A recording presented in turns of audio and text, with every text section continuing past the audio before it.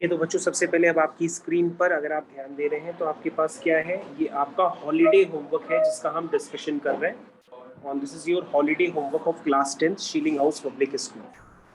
तो सबसे पहले बच्चों आपका जो फर्स्ट क्वेश्चन है वो 7th वाला मैं कर रहा हूँ। इसमें लिखा है find the value of k for which the following equation has real and equal roots.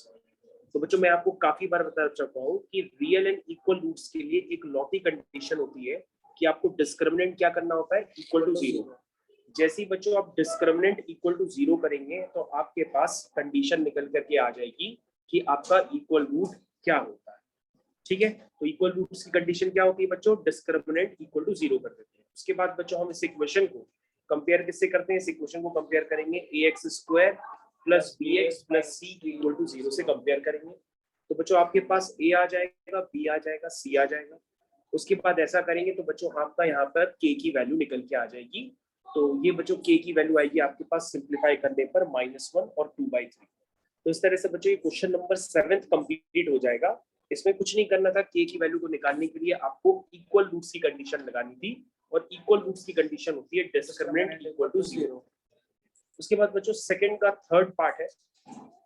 अगर आप सेकंड का थर्ड पार्ट देखेंगे तो उसमें आपके पास लिखा है 2√5x square minus 3x minus √5 equal to zero. ठीक है बच्चों, ये लिखा हुआ है। तो बच्चों अगर हम इस क्वेश्चन को करना चाहते हैं तो सबसे पहले हम यहाँ पे इसके कोफिशिएंट कंपेयर करेंगे और बच्चों इस क्वेश्चन में आपको फैक्टराइजेशन करना है। तो बच्चों जब फैक्टराइज करेंगे तो a की वैल्यू 2√5 है, c की वैल्यू -√5 है, d की वैल्यू -3 है। बच्चों आपको एबीसी क्लियर होने चाहिए। फैक्टराइज करने के लिए हम 2√5 को -√5 से मल्टीप्लाई करेंगे तो क्या आएगा, -10 आएगा। अब बच्चों -10 को आपको स्प्लिट करना है। -10 को आप ऐसे स्प्लिट करेंगे ताकि -3 बन जाए।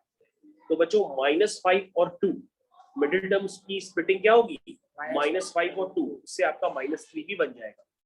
उसके बाद बच्चों हम लोग इस क्वेश्चन को करना स्टार्ट करेंगे। अगर आप ध्यान से देखें तो √5x कॉमन लेने पर आपके पास यहाँ पे फैक्टर बनेगा, यहाँ पे 1 कॉमन लेने पर फैक्टर बनेगा।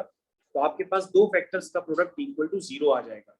तो बच्चों एक फैक्टर आपका ये है और दूसरा फैक्टर आपका ये है। दोनों फैक्टर निकल आए जिसके वजह से आपके पास x की वैल्यू निकल के आ गई। तो x की वैल्यू क्या है बच्चों, -1/√5 और √5/2।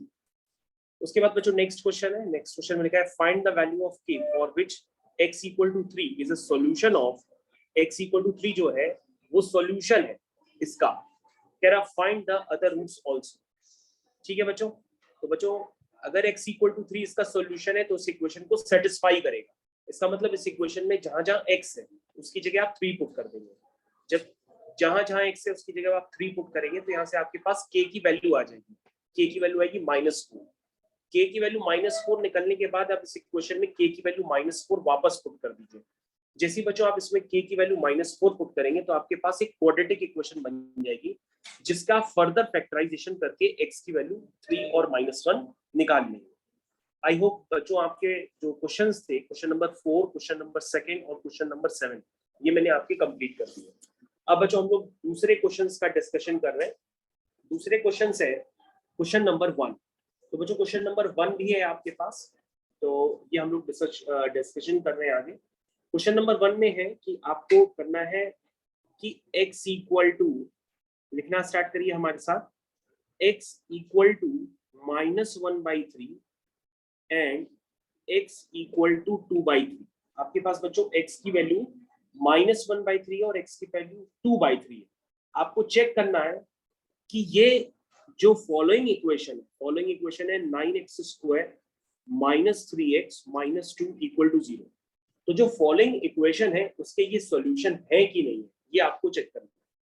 तो बच्चों सीधा सा मतलब है, अगर कोई किसी इक्वेशन का रूट होता है तो वो उसको सेटिस्फाई करेगा और सेटिस्फाई करने पर अगर 0 आ जाता है तो वो उसका रूट है, अदरवाइज नहीं है।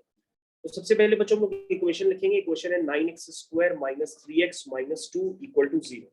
ठीक है, सबसे पहले हम लोगों ने इक्वेशन लिख